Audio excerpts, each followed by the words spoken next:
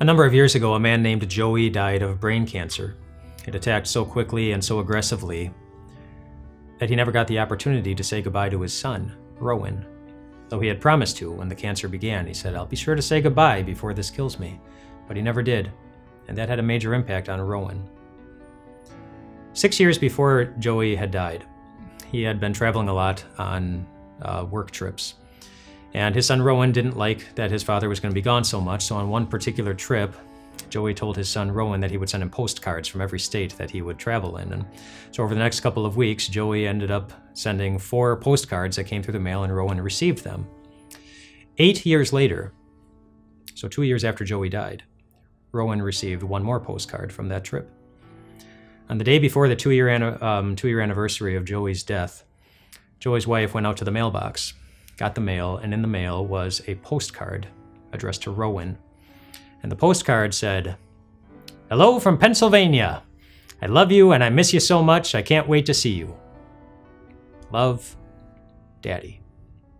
It was a postcard that he had written 8 years earlier. Nobody knows why it took 8 years for the post office to deliver the postcard, but Rowan didn't care.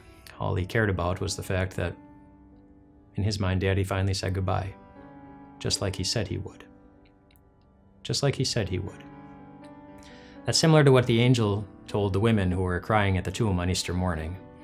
They came to the tomb not expecting to see anything good.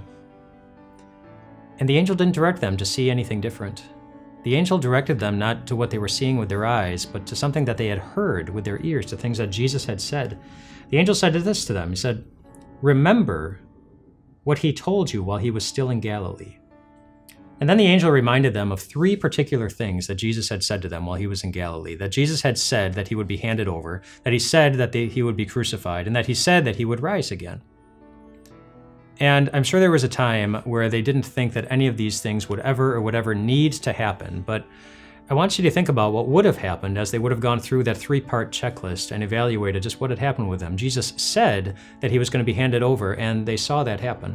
Jesus said that he was going to be crucified, and they saw that happen. Jesus said that he was going to rise again. And then they began to wonder if hearts that one moment had been so filled with grief could in the next moment be so full of something entirely different. And that's when the women went off to tell the disciples that Jesus had risen, but not because they saw him. Nowhere in Luke 24 do the women ever see Jesus with their eyes. What made the difference for them was that the angel reminded them of the promise. The promise is what made the difference. Which promise do you think the angel would remind you of today, if the angel were sitting with you? Didn't he say that your sins are forgiven? Didn't he say to give all of your burdens to him when you feel weak and heavy laden?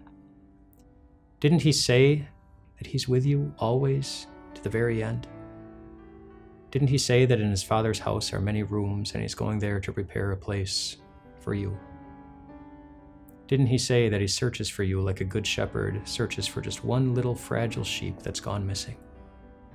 Didn't he say that there is nothing in all creation that can separate you from him? Didn't he say to his disciples that they would see him again? He did. And then they did. They saw him again. And one day we will see too. But until that day, the very best thing you can do is open his word and listen.